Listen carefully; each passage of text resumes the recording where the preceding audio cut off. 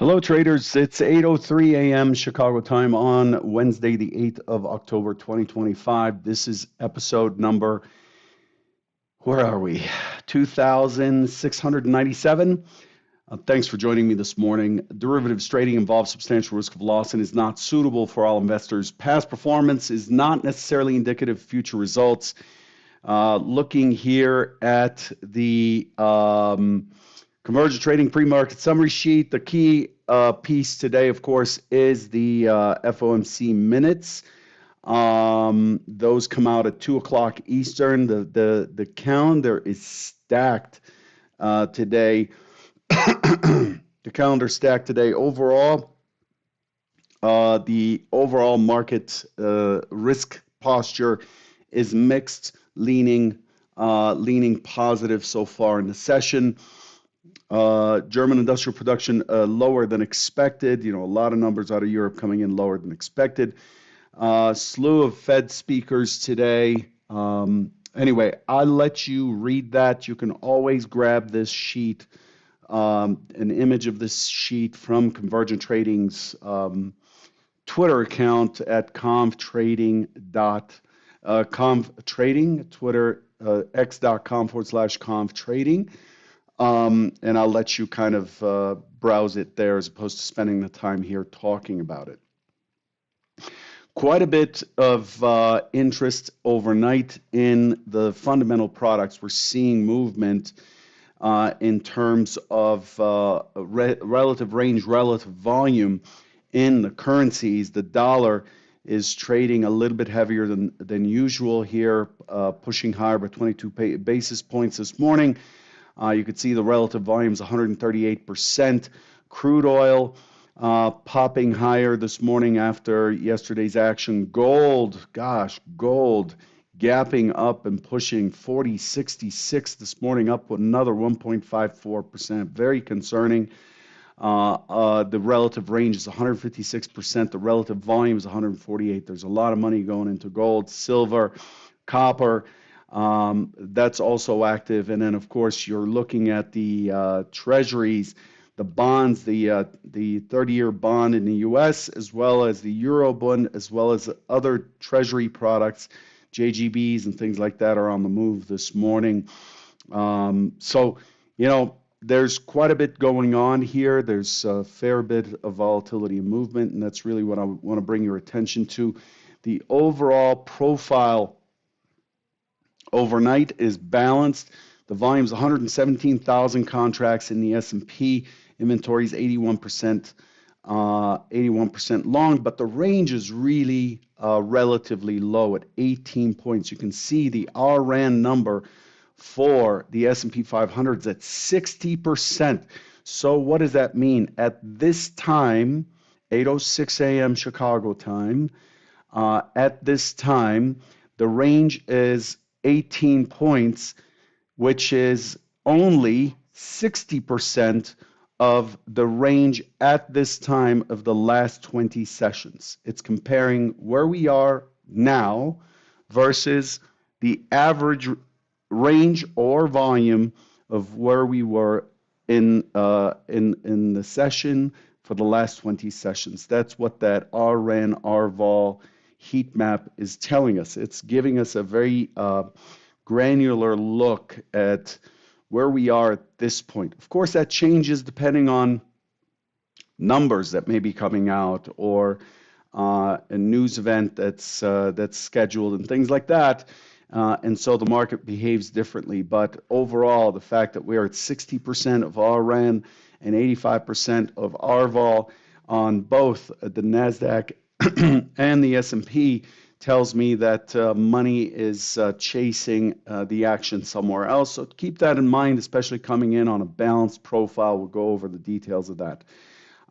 Again, Fed parade, lots and lots and lots of stuff going on there in terms of monetary policy and so on. And of course, the government's still shut down.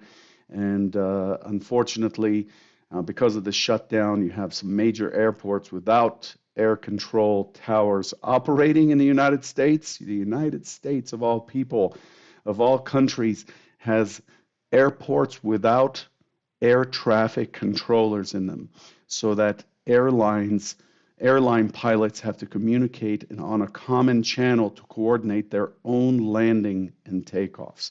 Extremely dangerous and irresponsible by all politicians in this case. So that's where we are. Okay, let's take a look at yesterday for a moment.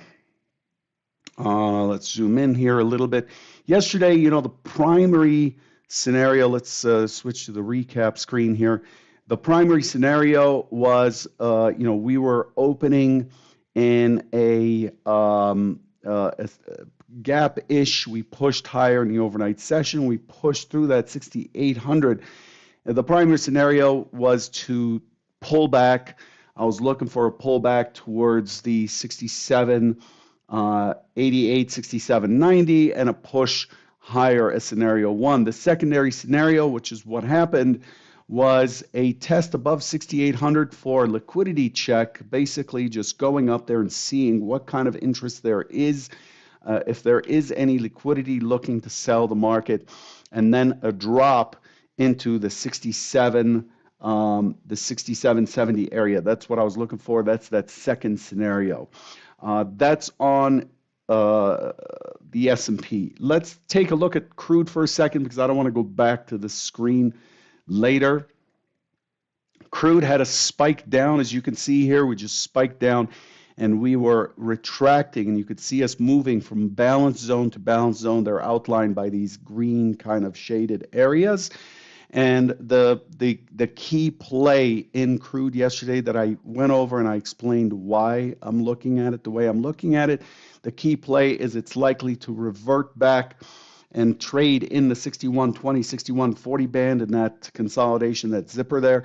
But ultimately, the expectation is for it to go back to 61.80, 61.80. Let's start off with crude first and look at that just in reverse a little bit today. So here's where we were on the TraderBite. We were right here. This bar had not formed yet. It was still red. And there it is, right back, comes right back. And what does it do? It builds a high volume node right on top of that 6180 MCV. That's what we expect the auction to do. We ended up with an excess, what we call an excess low or spike low. This is really, really significant for crude because crude has tested the upper boundary, has tested the lower boundary, retested the higher boundary, and so on again and again and again, and it finally spikes. And the expectation is you would get bars that do this, that push into the opposite side, consolidate in here with maybe a lower high, and then start to drift down into the 60, which is the next big target area for us. And then beyond there, really, it's $2 lower, 58 for crude on the bigger picture. But instead, what we got is, once it bounced inside of balance, it broke balance, and what we have is it clearly found buyers. That's what that spike is. Anybody else would look at this as a breakout, but no. A breakout would persist and would shift volume down, and yesterday we saw it dry up and buyers just coming in and lifting on a positive delta. So the idea is it's very likely to push back into the most traded price in this region, which again is 61.80-ish. It's like 61.75 to 61.80. That's where most of the volume is, so we expect it back here.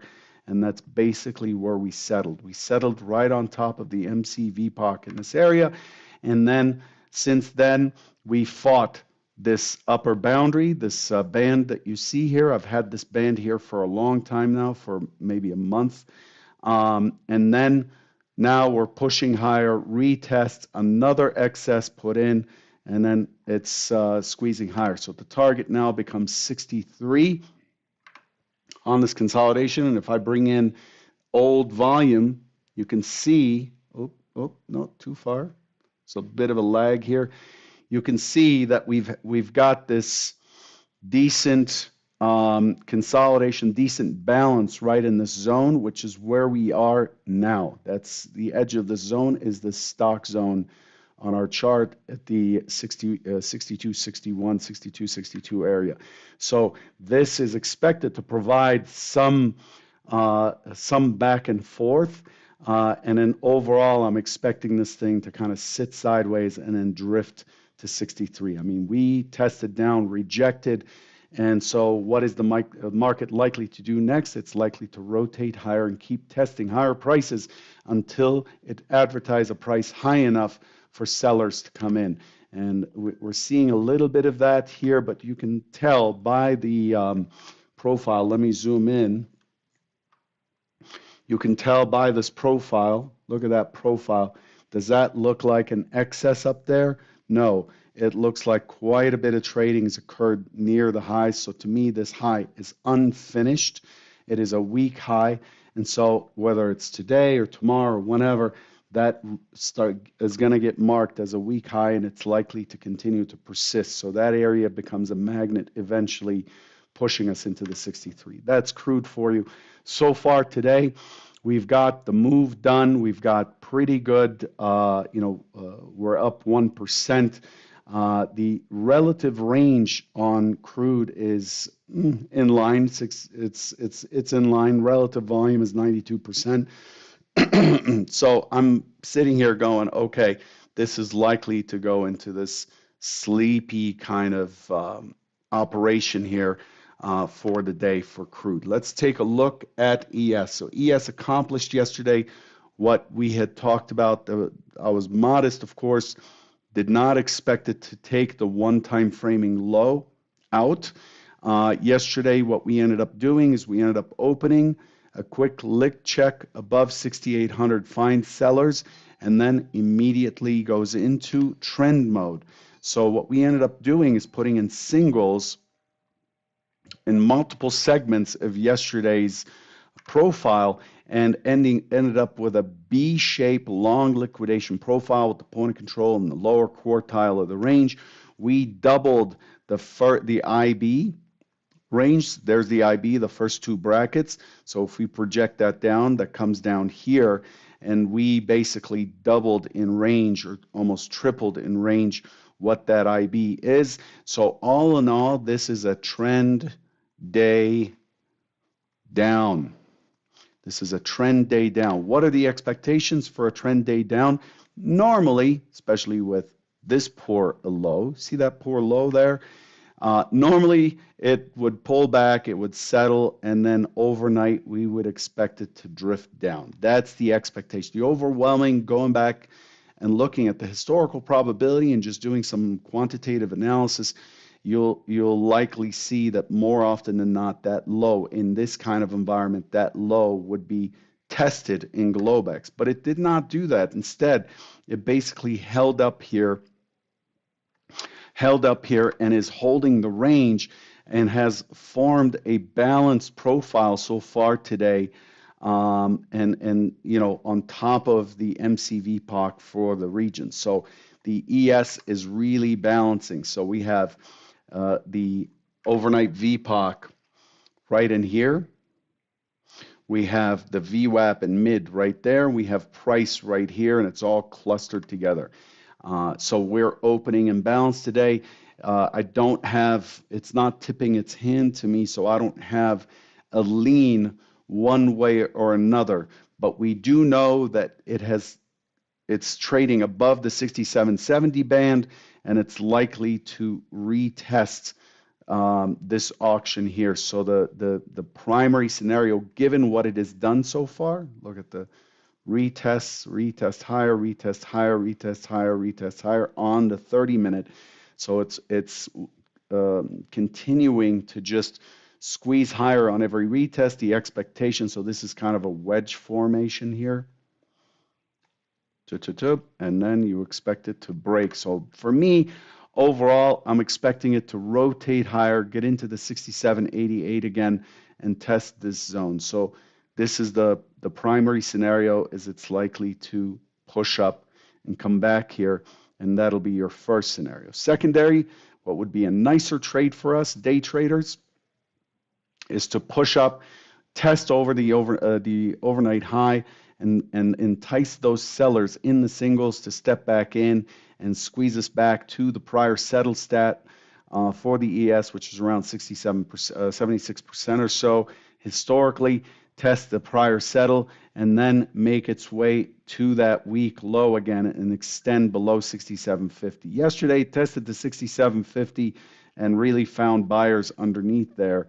But today, I would say it would be really, really important to just sit back and let the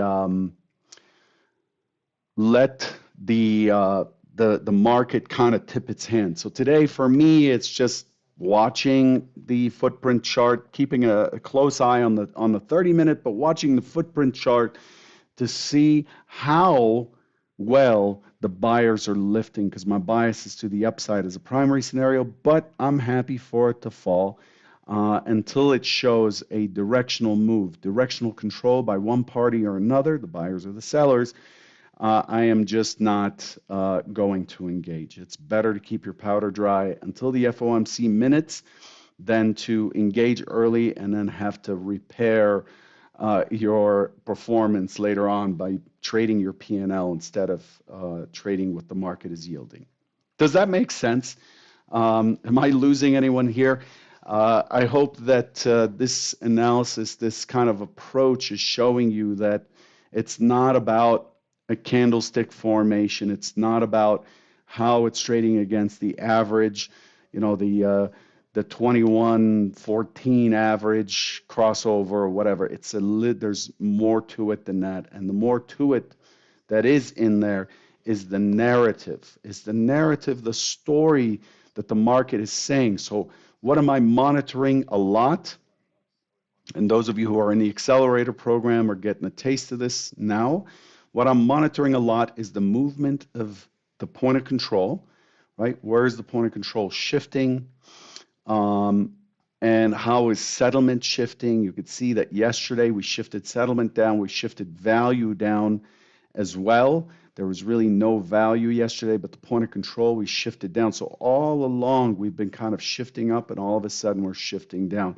And I expect the market to validate this shift before it becomes, hey, we're likely to rotate into the 6600s, Right now, it's more of a market that has gone into neutral mode as we see if the buyers still have an appetite to push. Remember, gold has pushed 4,000 even, is trading at 40.67. What's the current gold price?